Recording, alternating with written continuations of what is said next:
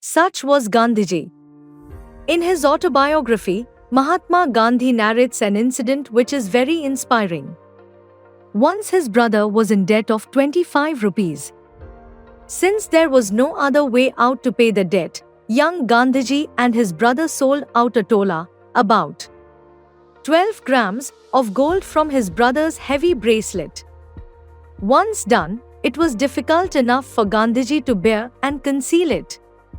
He felt guilty, wrote the truth on a piece of paper and sent it to his father Karam Chand Gandhi. In this letter, not only did Gandhiji ask for a befitting punishment for himself, but also promised not to do so in future. As usual, his father said nothing to him.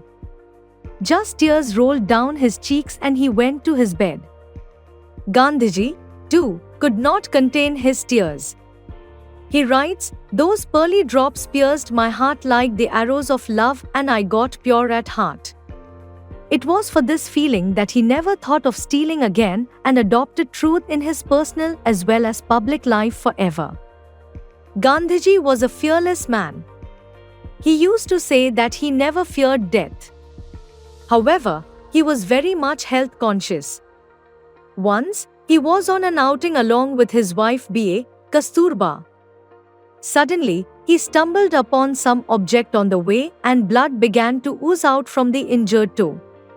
He asked B.A. to bandage the wound. At this, she smiled and did not help him, asking, "But why? You were never afraid of death? It's just a minor injury and it shouldn't worry you." Bapu said, "B.A., this body of mine is a public property. If the wound is not taken care of, it may get serious and then I'll not attend to the people's problems for a week or so. They will, therefore, suffer a lot. They have faith in me, it should not be lost." B.A. was speechless and she quietly bandaged his wound. Gandhiji was on his way to England. The people in great numbers came to see him off, on the ship in Bombay, now Mumbai. They all presented him with various gifts of need.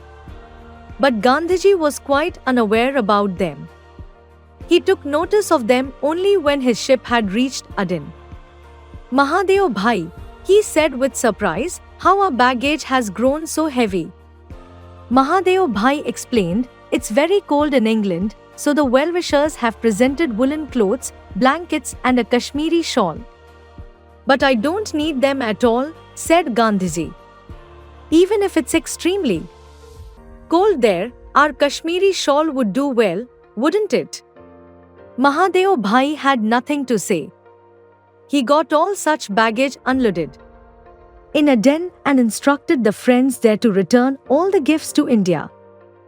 Bapu in his ordinary clothes and a blanket left for the capital of an empire in which the sun never set.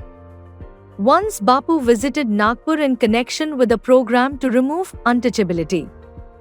On the way, he lost his handkerchief. When he needed the hanky to wipe the hands clean, Mahadeo Bhai said, "Bapu, the hanky is lost somewhere. I'll get you another one." Bapu kept silent for a while and then said, "Say, for how many more days could I use it?" Mahadeo Bhai answered, "Well, it could last at least 4 months more."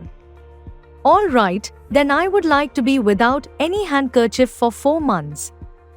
That was Gandhiji's novel way to repent the lost handkerchief.